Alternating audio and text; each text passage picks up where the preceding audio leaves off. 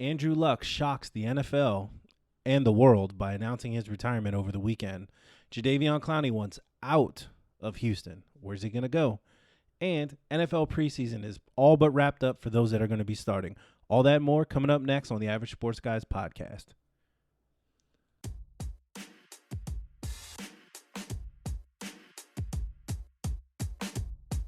You're listening to the Average Sports Guys podcast with Eddie and Marcus.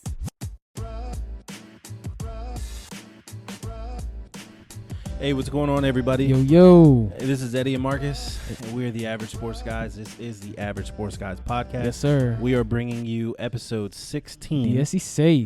That's right. Let's go. So we are going to just get right into some preseason wrap-up stuff. Yeah. Game 3 is in the books. Game 4, the starters don't play. Right. So why don't you take it away? Yeah, man. So the Eagles, they had, joint practices with the Ravens, and, all in all, their secondary is dope. Like, their secondary is a problem. The Ravens or the Eagles? I'm sorry. The Ravens secondary is a problem. Earl Thomas back there, they got a bunch of young corners that can ball out. Even their linebacking core is crazy. But, just looking at, the starting offensive line, it looked pretty solid for the most part. Corey Clement got busy with the few carries he had. And like I predicted and like most people knew, that front three, because they run a 3-4, that pass rush, it's not anything really to shake a stick at too much. Mm-hmm. But on the back end, that secondary will lock you up if you don't have top-tier receivers. So you can run against them, but, passing is going to be a problem. So much so that Carson Wentz had issues in practice with it, which I expected because, that's what they're known for. Right. But as far as the game itself, there are two players that stood out again, that flashed again for me. It was Andre Dillard and J.J. Arcega-Whiteside. That kid has hands. And he's been known for that since Stanford. And then Andre Dillard let up his first pressure/penalty in this first game. But I think it was like 50-something-ish snaps before that even happened.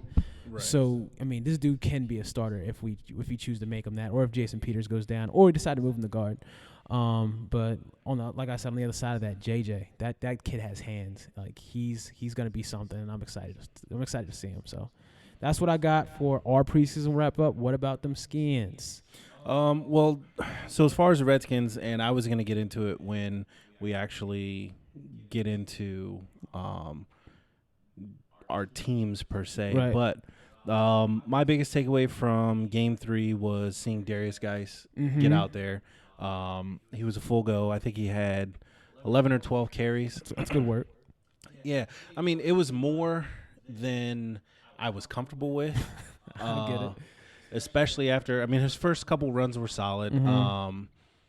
Our line showed to be a problem. Mm-hmm. Atlanta didn't have much trouble getting through. But the one thing I did like about Geis was he ran hard, and because he's just a physical back. And it also shows he's confident after the injury. Right, and that was the biggest thing for me, is wanting to see, like, how is he going to run?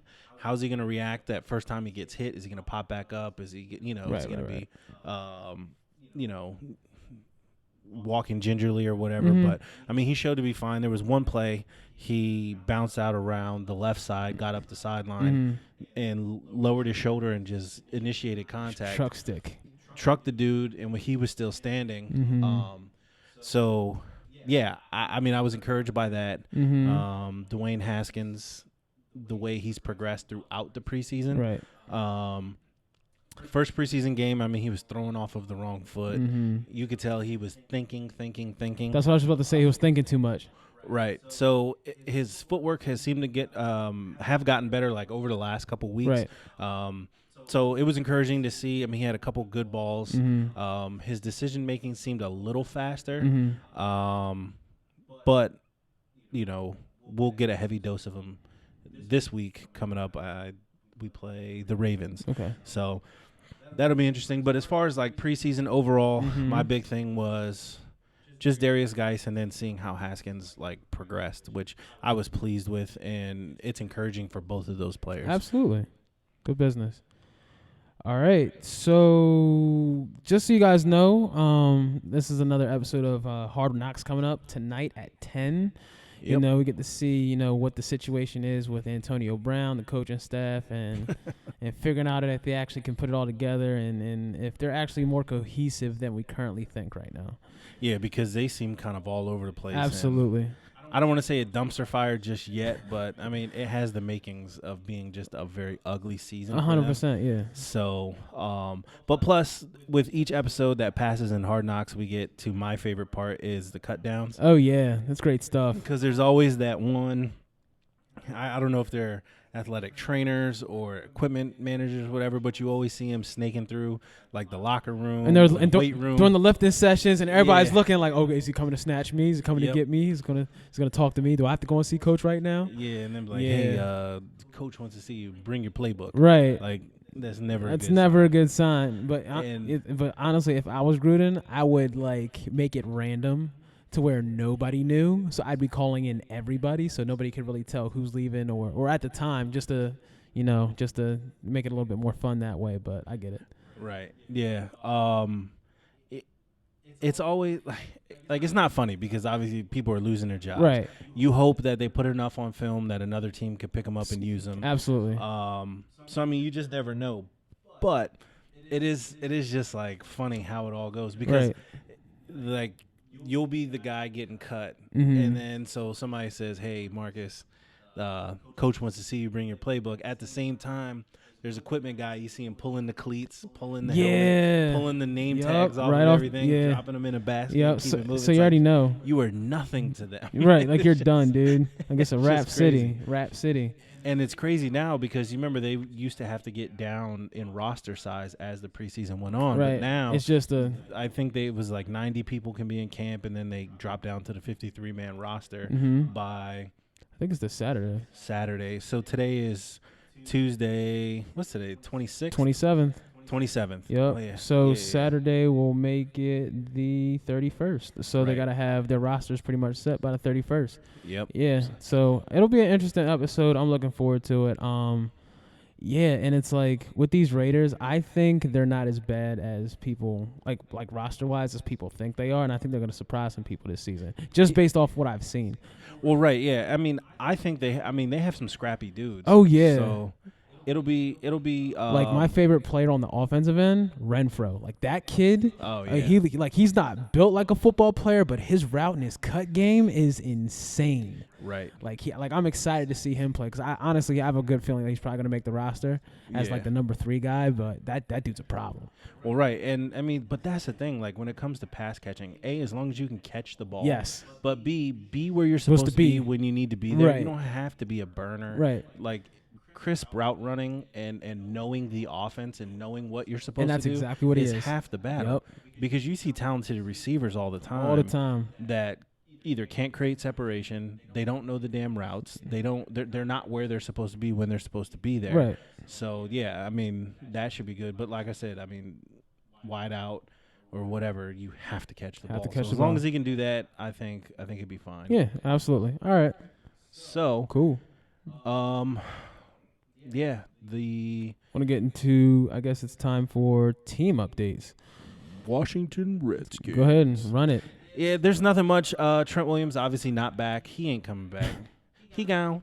And I mean, I don't know. Most people have heard the reports that the Patriots offered us a first-round pick. We said no. Yeah. If that was the case, the only reason I think they said no is just because they were hopeful that Trent would come back. Right. I think now if they're going to deal him, they can still get an offer. What they'll get, I don't know. Right. But, you know, it is what it is. What it is. We still have other players. We got to move on. Right. Case Keenum was named starter. Yes, he was. I saw that. Some which I kind of thought he would. Yeah. Absolutely. And people are kind of upset because they're saying, and I was reading it on Twitter, like, wait, so you're telling me, you know, the Redskins are admitting that Haskins has the better upside, the better talent, the better arm, but he's not starting, all because he can't get in and out of the huddle or play calls and this and that. So to their point, I agree with that. If all those things are true, as far as the talent, the upside, the arm, he can make the throws, all that stuff. Now, as far as plays, I will say the better teams simplify things for players. Absolutely. And bring them along. Absolutely. So I wouldn't be mad if Jay Gruden and them did that, but obviously they're not. Right. So it is Keenum. It is what it is. I think we will see Haskins this year. I do too. Absolutely. A lot of people are like, oh, let's get through the first 5 weeks of the season. I myself had that thought process at first, like, don't get this kid killed, blah, blah, blah. The only reason I'm cool with him not starting right now is because of our offensive line. That was exactly where I was going to go, because my whole piece is, like, why throw out a rookie when you're not too sure how that O-line is going to hold up? Because if you're going to throw out your rookie, like, you're literally your future as a franchise, you want to make sure that your offensive line is at least serviceable. Right. So why throw him out week one and then kill your quarterback's confidence? You don't want to do any of that, especially when he's still obviously learning, the NFL system and the playbook and everything like that. So I honestly think that holding them off for at least through half of the season, maybe like 5-6 games, and then possibly starting them based on what your record is and based how productive the team is as a whole is a better option.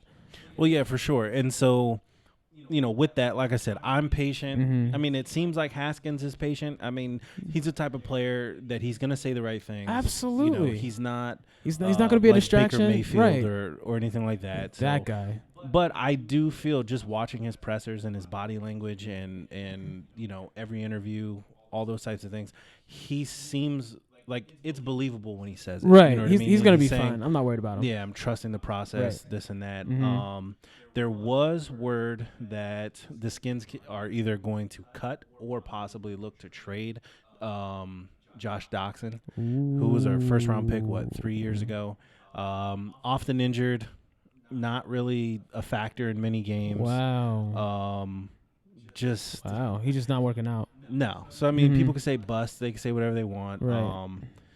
But, I mean, I would move him because, to me, this is his last year under contract. Might as well. He's not coming back. Might as well get something for him. I mean, get something for him. But even if he doesn't, you would get a compensatory pick next year. Yes, you would. If he finishes a year and walks. Yep. I don't know how that would work if you ended up trading him early or anything like that. But either way, I don't look for him to be much of a factor this season anyway. Right. I could see him being healthy scratch, especially if you have McLaurin. Quinn can stay healthy. You have Cam Sims, bigger body. I'm forgetting another receipt. Well, there's many. Then you still have Jordan Reed as a pass catcher, which I do worry about his health because he took that shot straight to the head. Man, look, I don't want to talk about it because that's one of those things where it's like I am an Eagles fan, but that's the last thing you want to see is a player taking a shot to the head, and then it's just right. It's a wrap. And I mean that was a dirty hit. And I'm not just saying it because I'm a Skins fan. No, it was a legitimately dirty hit. Like you knew what it was, and it's like Jordan Reed is not a small guy. Right, no, he's huge. That's a big man. and the defender had already wrapped him up and was taking him down. Right. Dude comes in, like it's all head then shoulders. Right. It's one thing if he's like lowering his shoulder. And it's like a combination of the two. No, it was all head then shoulders. Right. I just was like, wow, that was horrible. Right. So I do worry about his health. I believe he'll be fine come week one. But let's see what else. Like I said, Geis, I thought did well. Haskins did well and progressed. So if he can continue to do that, which is going to be harder because when the season goes on, like your starting QB is going to get most of the reps. Right. So that's what's going on in Skins country. Yeah, man. So let me go ahead and rap to y'all about these Eagles real quick. One positive thing that Peterson has said, if not today, within the past couple of days, is that a lot of our major injuries to our players, he's like the MCLs, the bruised knees, shins, all that crazy stuff. He's expecting a lot of guys to be ready week one. And these guys consist of Brandon Brooks is on track. So is Fletcher Cox, Nigel Bradham, Ronald Darby, and Sidney Jones, and maybe even Kamo. Yes, he had a grade 3 MCL sprain. But they're also like, he could get there. So I'm really excited about that. And then, so another big piece of news that came out today was the fact that DeSean Jackson broke his ring finger. Yeah. They didn't really get into too much detail as to how he broke it, but just the fact that it's broken right now. Right. And then, Eagles Nation and all the fan base just went nuts. Well, see, it's another injury with DeSean Jackson. He can't stay healthy. Stop. I honestly believe that if the organization isn't worried about it and they're claiming this guy to be a starter week 1, then you shouldn't be worried about it because he's obviously not playing in preseason game 4, and then you'll have a week after that. They're going to tape it up. He'll be fine. Mind you, he's a professional. Like, this guy was last year's leading yak yard receiver for a reason. He still has burners, and a lot of his catches, to be honest, yes, he can run hooks. Yes, he can run deep ins, deep outs, all that fun stuff.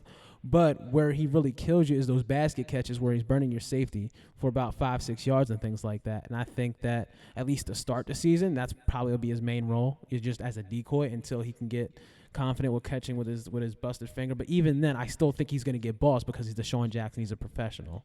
Well, the thing with that is it's already broken. It's already broken. Right. So it'll come down to a pain tolerance. Yeah, exactly. Type of deal. Like I said, they're going to splint the finger. Right. And he'll sit there and try to catch. Right. Balls and work with the jugs machine, all that. See how that goes. And I mean, as long as he's not in fear of getting that thing hit, I mean, it sucks. I've broken bones. Right. And then especially even my finger too. So to try to catch, run, and then worry about getting tackled and all that stuff. Now for a defender, I'm swiping his hands all day. If you're holding that ball, I'm going right for your hands. Yeah, and it just is what it is. What it is. So I mean, we'll see, but I would expect him to be fine. Right. So there's that. Obviously Carson Wentz is a full go week 1. We're excited to see that. Another big piece of news, because Jadeveon Clowney, this dude wants out of Texas. And the top 2 teams he named were the Philadelphia Eagles and the Seattle Seahawks. I'm saying right now, we don't have a ton of cap space right now. Like, we have enough. Like, I'm pretty sure we're sitting around 17, 18-ish. But if a guy like that is out there, and granted, right now, in my opinion, we don't need him. But at the end of the day, if you can add a pass rusher to an already stout defensive line like we have, right? Nobody's running the ball. We're going to get constant pressure on the quarterback. It's going to make it easier for Carson Wentz and the offense ultimately. It would be a fun year, and I would definitely call a super deep run in the playoffs with a guy like that in a 7-man rotation, because I think one of the biggest issues with Jadeveon Clowney is him being almost damn near an every down type of player. And if you put him in a rotation where he's not getting as many snaps, and towards the back end of the season, you're going to help with his longevity throughout the season. Number one, number two, he's going to be less injury prone, and he's going to be fresher for the back end of the season / playoffs. Mm-hmm. Not only that, he's a killer. Like, I remember that huge hit he had, that crazy hit on Nick Foles, where this dude raked him by the helmet, slammed him to the ground. I didn't call it or whatever, but it is what it is.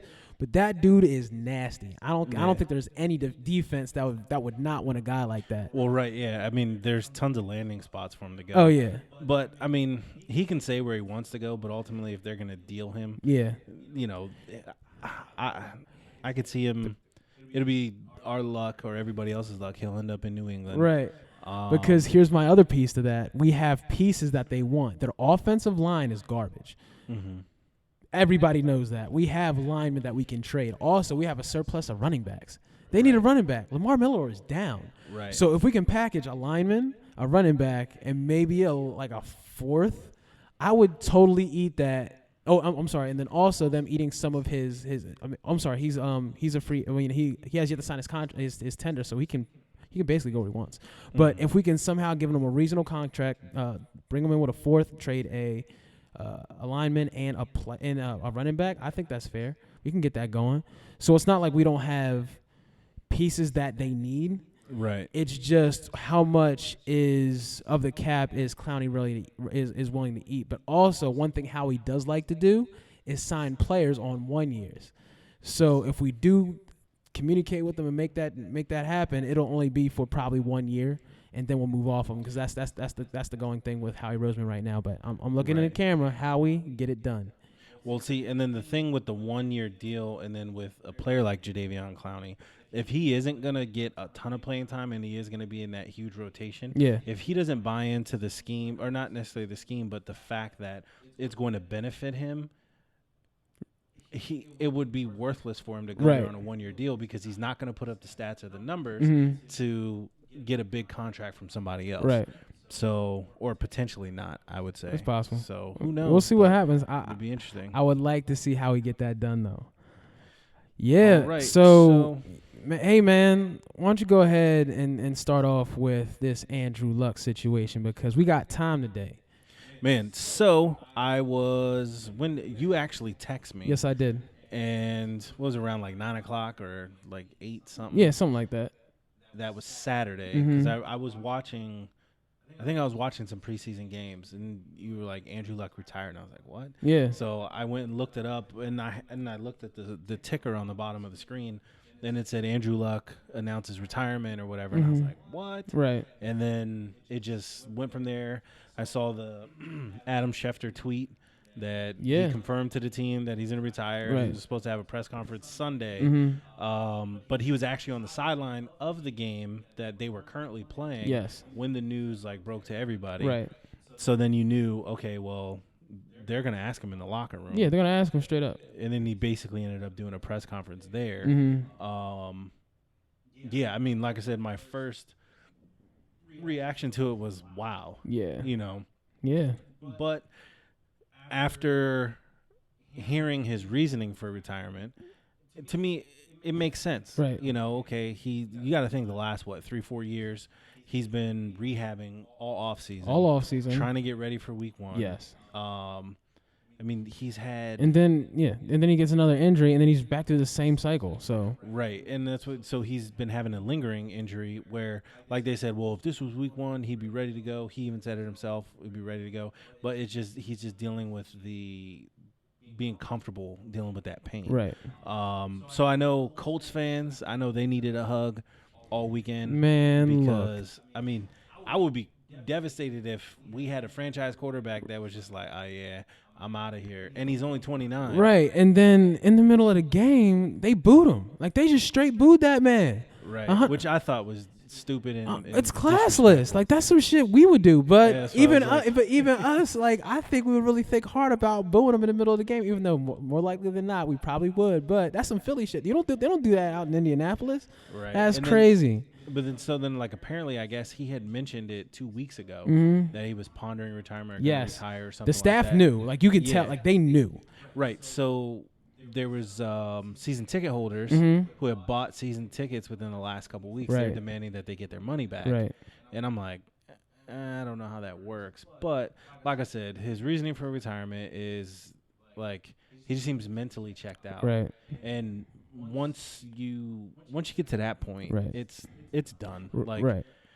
Yeah, because my whole thing is, and I got a couple of points on this. I think one trend that you're gonna start to see in the NFL is when somebody who's as injury prone as he was, step away from the game like that, or contemplate stepping away from the game. It's gonna happen. In my opinion, it's gonna happen more frequently, just because. And that's what I was worried with Jordan Reed. Right. I honestly think that in the grand scheme, he felt like that, okay, my offensive line isn't going to protect me for that long. I've been taking crazy hits for the past, 3-4 seasons. Like almost his whole damn career. Almost his whole damn career. So, like, they've literally got, like, still images and photos of guys, like, spider monkeys on his back because they're breaking through that offensive line, and then he's just getting killed.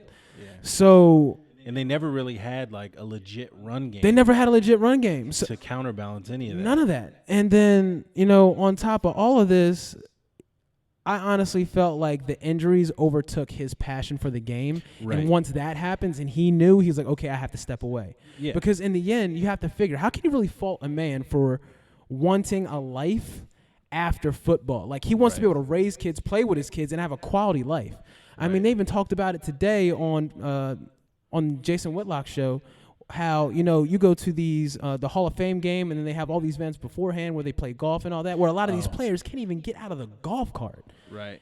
Post NFL, and he doesn't want that for himself or his family. I mean, he figured, I have enough money, we'll be fine, generational wealth, we'll be set.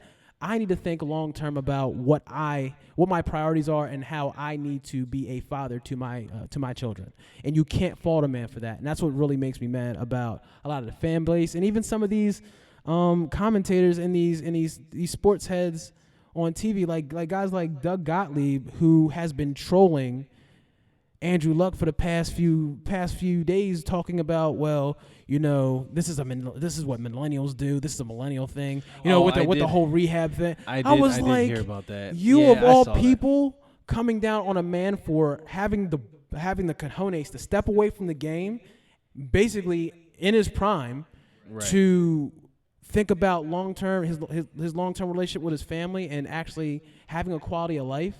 When you put something out on The Athletic, an actual article talking about, your rise to the career that you have now, and also talking about, how you used to steal credit cards and all kinds of crazy stuff. So when you attack people like that, I think it's also important to put that individual's character into question, because they put it out there that they're willing to question another man's character for honestly making the smartest decision of his career, because it wouldn't have gotten better, in my opinion. He was just always hurt. Well, bottom line, him retiring and leaving the game sucks. It does suck. For the game. Right.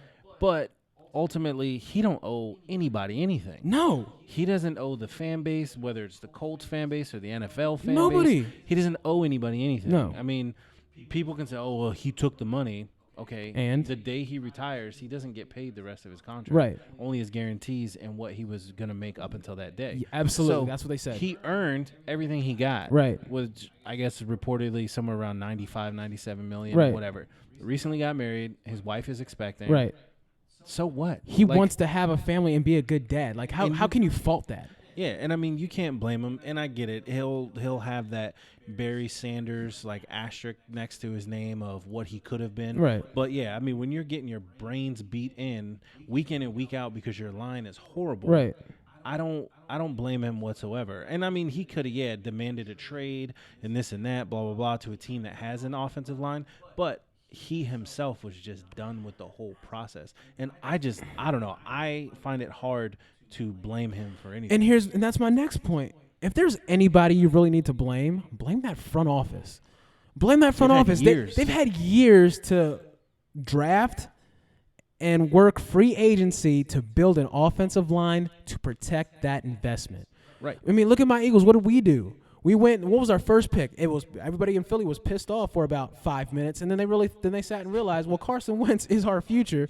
Damn straight we better draft an offensive tackle. Damn straight we should retool our offensive line. Yes, we need to make sure we have that cohesive unit together so we can ensure that we can be competitive over the next 5 to 10 seasons. Well, if you just look up to New England, there you go. They largely have no-name receivers. Right. They have a solid line. Yes. And I get it. Tom Brady is Tom Brady. But the point is, Andrew Luck is in that upper echelon of quarterback. Right. He's a top tier. He was projected to be a Hall of Fame talent, and you don't protect him?